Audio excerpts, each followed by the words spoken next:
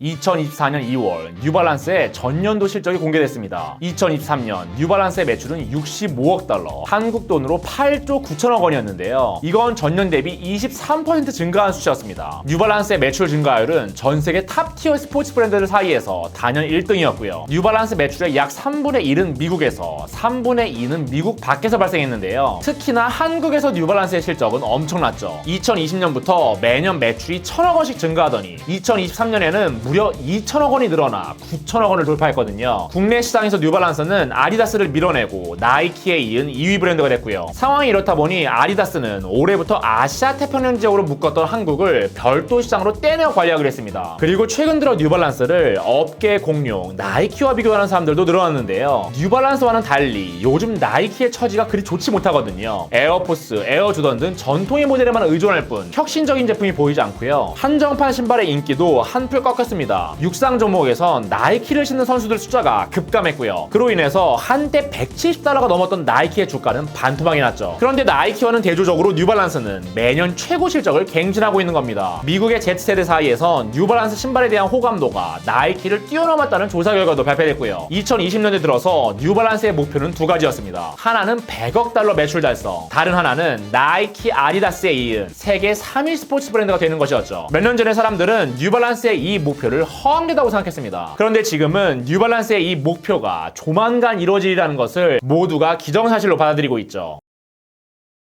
뉴발란스, 러닝에서 출발해 야구, 농구까지 아우르는 종합 스포츠웨어 브랜드입니다. 오하이오의 아빠에서부터 뉴욕의 슈퍼모델까지 모두 애정하는 신발 브랜드고요. 또 데이비스 가문이 대부분의 지분을 보유한 비상장 회사죠. 뉴발란스는 1906년 윌리엄 라일리가 닭의 발 모양에서 영감을 받은 깔창을 만들면서 시작됐습니다. 경찰, 소방관처럼 하루 종일 서 있어야 하는 사람들이 뉴발란스의 깔창을 찾았고요. 1960년 뉴발란스는 발 너비에 따라 사이즈를 구분하는 러닝화와 트랙스터를 출시해 히트시켰습니다. 1972년엔 현재 오너 짐 데이비스가 뉴발란스를 인수했고요. 1976년 나일론과 스웨이드 소재의 러닝화 뉴발란스 320을 출시해서 센세이션을 일으켰죠. 러닝 잡지 러너스 월드는 뉴발란스 320을 최고의 신발로 선정했습니다. 마라토너 톰 플레밍은 뉴발란스 320을 신고서 뉴욕 마라톤에서 우승했고요. 그리고 1982년 뉴발란스가 시간과 비용을 갈아 넣어 만든 역대급 슈즈 990이 출시됐습니다. 990이라는 이름은 1000점 만점에 990점이라는 뜻이었는데요. 뉴발란스 990은 $100의 가격표가 붙은 최초의 운동화였습니다. 참고로 3년 뒤에 출시된 나이키 에어조던 1의 가격은 단돈 $65였고요. 그럼에도 뉴발란스 990은 출시 6개월 만에 무려 5만 켤레가 팔려나가면서 프리미엄 러닝화의 대명사가 됐죠. 그런데요, 아이러니하게도 이때부터 뉴발란스의 내리막길이 시작됐습니다. 뉴발란스가 신발의 품질력에만 신경을 쓴 반면 나이키와 아디다스는 마케팅에 집중했거든요. 마이클 조던, 데이비드 베컴이 출연한 광고는 전 세계인들의 마음을 사로잡았습니다. 특히 젊은 세대가 나이키와 아디다스를 추앙하기 시작했고요. 사실 뉴발란스도 한때는 마케팅 전쟁에 살짝 발을 담근 적이 있었는데요. 1982년 뉴발란스는 LA 레이커스의 농구 스타 제임스 워디와 사상 최고액인 $120만 의 모델 계약을 맺었습니다. 그런데 제임스 워디가 불미스러운 스캔들에 연루되면서 뉴발란스는 제임스와의 계약을 파기했고요. 이후 뉴발란스는 무려 30년 동안이나 스타 모델을 기용하지 않는 인도스 바이 노원 전략을 고수했죠. 또 뉴발란스의 메이드 인 USA 정책도 성장의 족쇄로 작용했습니다. 나이키와 아디다스는 해외로 공장을 이전하면서 신발을 대량 생산하고 제조 비용을 낮췄는데요. 반면 뉴발란스는 1990년대 초까지 인건비가 비싼 미국 내 생산만을 고집한 거죠. 그럼에도 고가의 뉴발란스를 한결같이 사랑해준 고객들이 있었죠. 미국의 중년 남성들이었습니다. 그들에게 뉴발란스는 편하고 튼튼하고 클래식한 아우라를 발산하는 완벽한 신발이었거든요. 사무직 직장인부터 빌 클린턴 대통령까지 뉴발란스를 신었습니다. 실리콘밸리의 스타 스티브 잡스는 뉴발란스 991을 상징하는 인물이 됐고요. 그래서 2010년대 초반까지 뉴발란스에 대한 사람들의 인식은 비슷했습니다. 제품력은 탁월하지만 비싸고 따분한 아빠 신발. 그런데요, 2017년 뉴발란스에게 큰 행운이 찾아왔습니다. 어글리 슈즈 열풍이 불었거든요. 발렌시아가의 트리플 S, 이지 부스트 같은 신발이 유행했고요. 평범함의 매력을 추구하는 놈코어 트렌드가 급부상했죠. 이때부터 카니에 웨스트,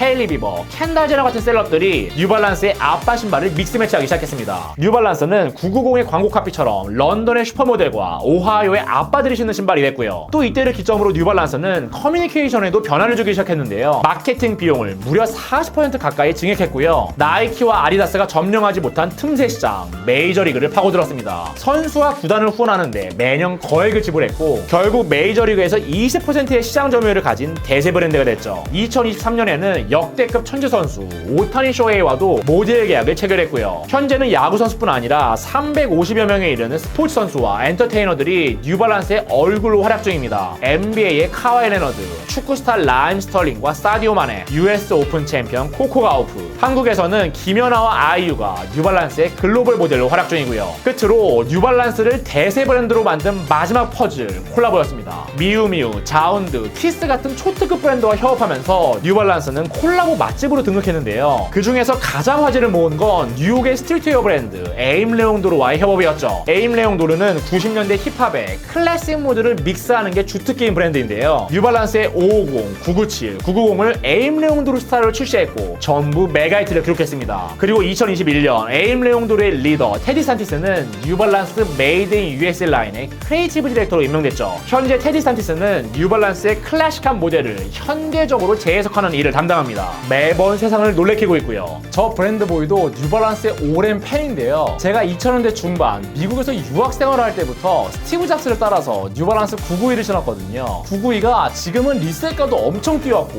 구하는 것 자체가 어렵잖아요. 그런데 당시에는 뉴발란스가 아빠 신발 취급을 받던 때라 구매가 어렵지 않았습니다. 국내에서 뉴발란스를 신는 사람도 그렇게 많지 않았고요. 그러고 보면 120년 전통의 뉴발란스가 지금과 같은 인기를 누리게 된 게 채 10년도 되지 않은 건데요. 저는 뉴발란스의 인기 비결을 클래식 위드 리틀 트위스트라는 말로 설명할 수 있을 것 같습니다. 뉴발란스는 세월이 흘러도 가치가 변하지 않는 클래식한 신발을 만들었습니다. 그런데 그 클래식이 진부해지지 않도록 끊임없이 트위스트를 준 거고요. 그 결과 나이키, 아디다스는 물론 100년 전통의 브룩스 같은 브랜드도 따라할 수 없는 뉴발란스 다음이 만들어진 거죠. 그래서 저는 운동화 시장의 트렌드 주기는 갈수록 짧아지지만 뉴발란스의 인기는 오래오래 지속될 것 같습니다. 뉴발란스가 그 어떤 브랜드보다도 클래식과 현대의 균형을 기가 막히게 잡고 있으니까요. 사실 작년에 저 브랜드보이가 뉴발란스 영상을 한번 만든 적이 있는데요. 오늘은 뉴발란스가 어떻게 팔리는 클래식 브랜드가 됐는지, 그리고 뉴발란스의 어떤 클래식 러닝화를 특히 주목해야 하는지까지 더 디테일하게 설명해 드릴게요. 오늘 소개해드릴 팔리는 브랜드는 뉴발란스입니다.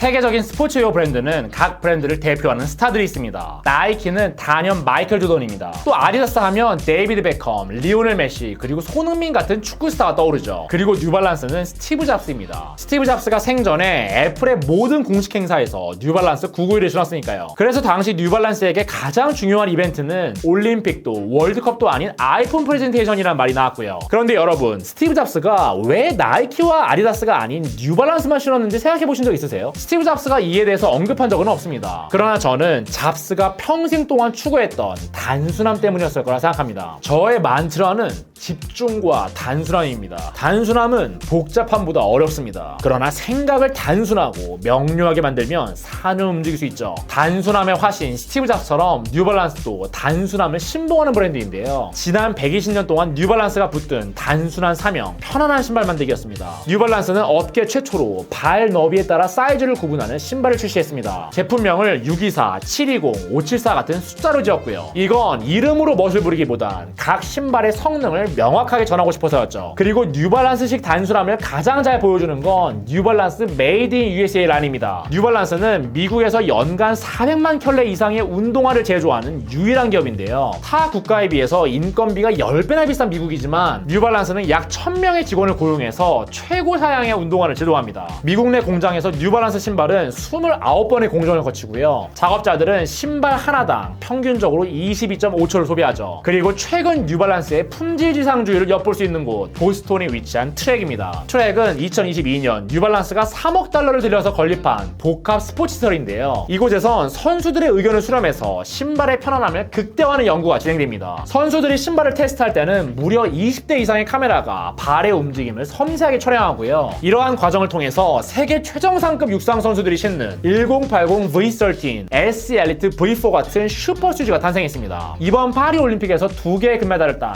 가브리엘 토마스가 신었던 신발도 당연히 이곳 트랙에서 제작됐고요. 그리고 최근 들어 뉴발란스가 가장 심혈을 기울이는 분야 바로 신소재 개발이죠. 저희는 앞으로 신발의 혁명이 식물을 기반으로 한 소재에서 비롯될 것이라고 강하게 믿고 있습니다. 이 소재를 뉴발란스가 개발한다면 스포츠 산업에 혁명을 일으킬 거라 생각합니다. 어떠세요? 이제 뉴발란스가 추구하는 단순함이 이해가 되시나요? 마케팅보다 제품력을 중시하기, 스타일을 위해서 편안함을 희생시키지 않기, 이것이 뉴발란스가 120년간 추구해온 단순함입니다. 이러한 단순함 때문에 세상에서 가장 까다로운 소비자였던 스티브 잡스까지도 주구장창 뉴발란스만 신었던 거고요. 뉴발란스와 같은 단순한 사명이 클래식을 만듭니다.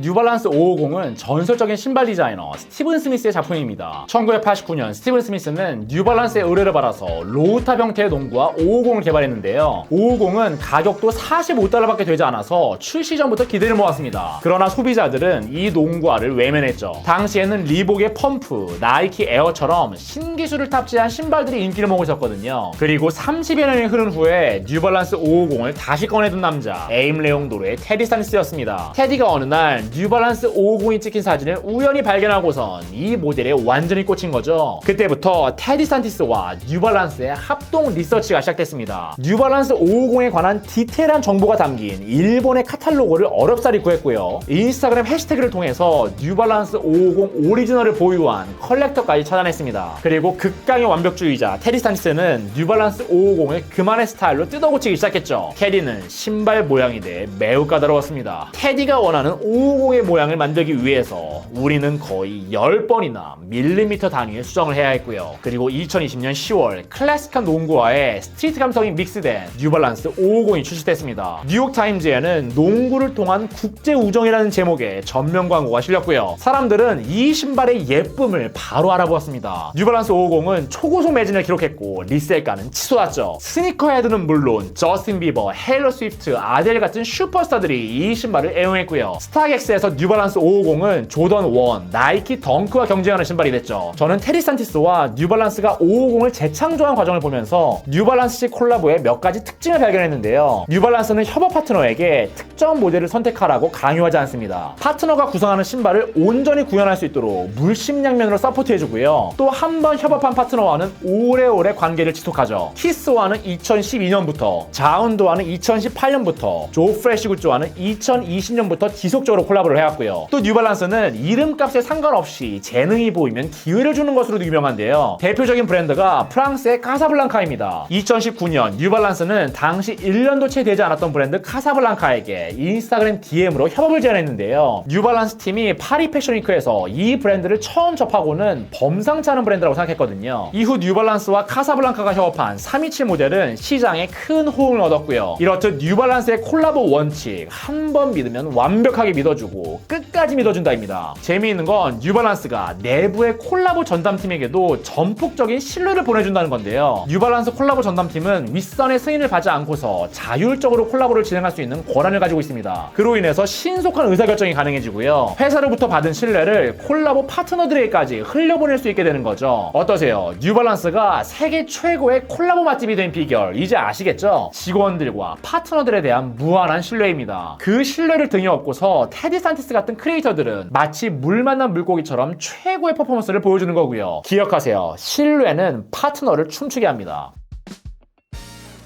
2023년 10월 프랑스 파리에서 미우미우의 SS 컬렉션이 공개됐습니다. 이날 가장 화제가 된 제품은 뉴발란스와 협업한 530 SS 스니커즈였는데요. 사실 미우미우는 1년 전에도 뉴발란스 574의 새 버전으로 품절 대란을 일으킨 적이 있었죠. 이번에는 뉴발란스 530 SL을 프레피 스타일로 표현했습니다. 외관은 매끈한 스웨이드 가피로 대체했고 밑창을 플랫하게 만들어서 미니멀한 아우라를 구현했습니다. 신발의 위아래에는 서로 다른 색상의 신발끈을 매치해서 포인트를 주었고요.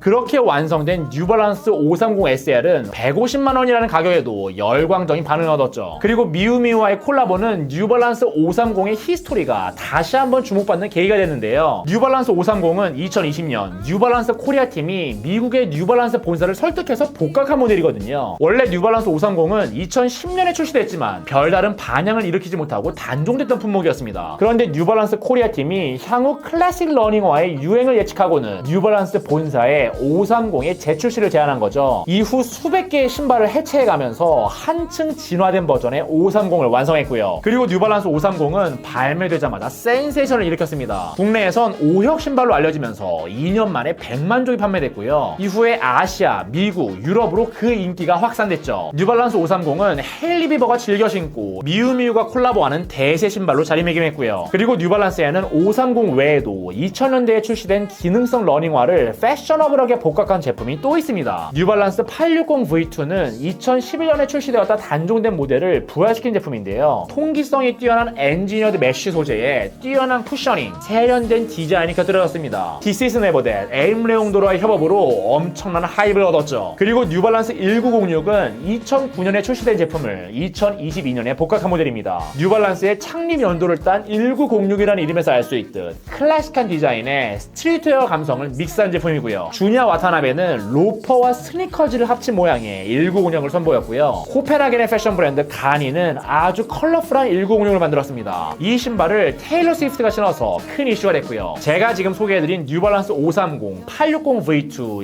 1906 모두 뉴발란스의 클래식 러닝 라인을 대표하는 신발인데요. 이 신발들의 공통점, 처음에는 최고의 기술력을 지닌 퍼포먼스 러닝화로 제작됐지만 이후에는 패션 아이템으로 재출시됐다는 겁니다. 그래서 뉴발란스 클래식 러닝화는 스포티함을 기반으로 한 패셔너블한 운동화라고 할 수 있습니다. 지난 세월 뉴발란스가 축적한 카본 플레이트, 페바, 프레시폼 같은 기술이 고스란히 녹아있는 신발이고요. 저는 클래식 러닝화가 뉴발란스의 숨겨진 보석이라고 생각하는데요. 물론 뉴발란스를 대표하는 990, 992, 993 같은 모델도 정말 멋있죠. 테디 산티스가 전개하는 메이드라인 컬렉션도 세련미가 철철 흐르고요. 그런데 뉴발란스의 클래식 러닝화는 과거의 아이코닉한 제품을 현대적으로 복각하면서 기술력과 패션성을 최고 수준으로 끌어올린 겁니다. 이건 뉴발란스가 가장 잘하는 일이고요. 저는 뉴발란스의 디자이너들이 클래식한 제품을 가져다 재창조하는 일을 아주 잘한다고 생각합니다. 그리고 소비자들은 정말로 이 신발들에 끌리고 있습니다. 2024년 8월 14일 뉴발란스의 클래식 러닝을 대표하는 530, 860V2, 1906이 새롭게 출시됐습니다. 이번에 1906은 품절됐던 메탈릭 소재의 모델이 재출시됐고요. 530과 860V2는 이전에 히트했던 모델이 재발매되면서 새로운 컬러웨이가 담긴 모델도 함께 공개됐습니다. 530은 크림 컬러 베이스에 화이트와 블랙, 메탈릭 실버가 조화롭게 어우러진 앙고라 컬러팩 2종, 860V2는 시솔트 컬러 메쉬와 라이트 그레이 미드솔 컬러를 베이스로 해서 골드, 실버로 메탈릭 포인트를 준 시솔트 팩 2종이죠. 그동안 뉴발란스 클래식 러닝화는 넘치는 수요 때문에 구매가 어려울 때가 많았는데요. 이번 기회에 뉴발란스 클래식 러닝화의 매력을 꼭 경험해보시길 바라겠습니다. 왜 뉴발란스가 클래식 러닝의 리더라 불리는지 알게 되실 거예요. 120년 전통의 뉴발란스가 세계 최고의 클래식 브랜드가 된 비결, 오직 편안한 신발을 만들겠다는 단순한 사명을 흔들림 없이 추구했습니다. 뉴발란스 직원들에게는 물론 협업 파트너들에게까지 한결같은 신뢰를 보내주었고요. 클래식 러닝화를 시대에 맞게 재창조해서 뉴발란스식 진화를 보여주었죠. 그래서 저는 뉴발란스의 매력이 이 브랜드의 이름처럼 균형에서 비롯되는 게 아닐까 생각했습니다. 전통과 현대의 균형, 기술과 패션의 균형, 고집과 유연함의 균형. 여러분의 브랜드도 어느 한쪽으로 치우치지 않는 균형 감각을 최우선적으로 고려하시면 어떨까요? 지금 사람들은 뉴발란스 같은 완벽한 균형감을 갖춘 브랜드를 그 어느 때보다 열망하고 있으니까요. 마지막으로 뉴발란스가 얼마 전 선보인 클래식 러닝화 광고를 보여드리며 마무리하겠습니다. 감사합니다.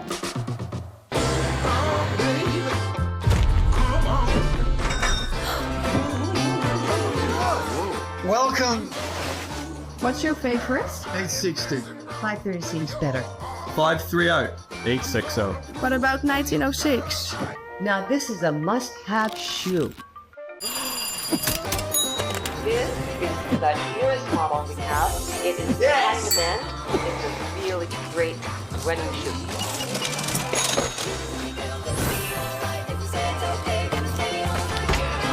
Craftsmanship beyond time. Timeless value, never changing. Leader in classic, New Balance.